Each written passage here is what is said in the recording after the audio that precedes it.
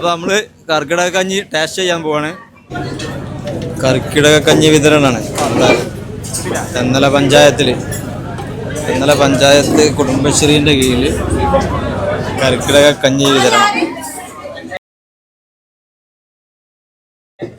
നമുക്കും കിട്ടി കഞ്ഞി. എൻ്റെ കൂടെ എന്തല്ലേ നമ്മളെത്തിയപ്പോൾ ഏകദേശം കഴിഞ്ഞു തുടങ്ങിയാണ്.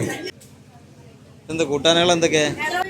1 2 3 4 5 6 7 8 9 10 11 12 ഒക്കെ ഉണ്ടല്ലോ. ഇതെന്ത് പൂളെ? 10 12 ഒന്നല്ല, കുറേ ഉണ്ട്. ഏകദേശം 10 15 കൂട്ടാനുണ്ട്.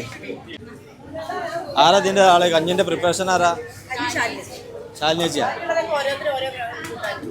ഇല കുത്തി കയ്യിലുണ്ടാക്കിയിട്ടാണ് കർക്കിടക കഞ്ഞി കുടിക്കേണ്ടത്. ഇങ്ങനെയാണ് ഇത് കഴിക്കേണ്ടതില്ലേ?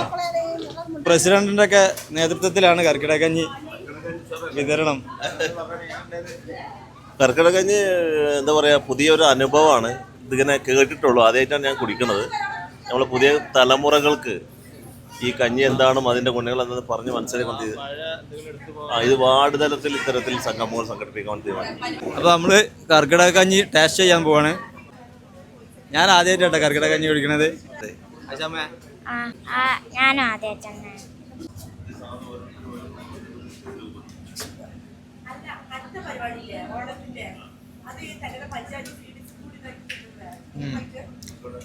സാധനം ഉഷാറാണ്. അതായത് ഒരു ആയുർവേദിക് ടേസ്റ്റ്. ഇതിൽ എന്തൊക്കെ ജീരകത്തിൻ്റെ എന്തൊക്കെ മിക്സ് ആയിട്ടുള്ളൊരു ടേസ്റ്റ്.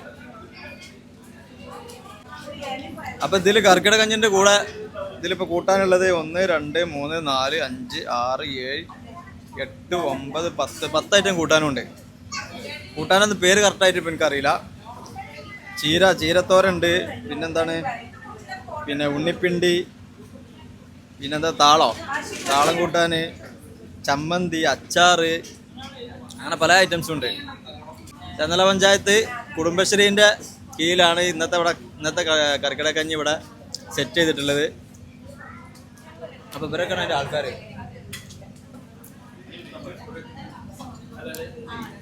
അപ്പോൾ ഇത് കുടിച്ചു ചെയ്യട്ടെ. കുടിച്ചാ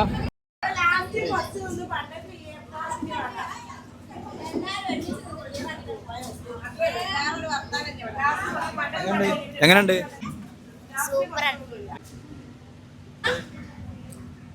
സൂപ്പറാണ്.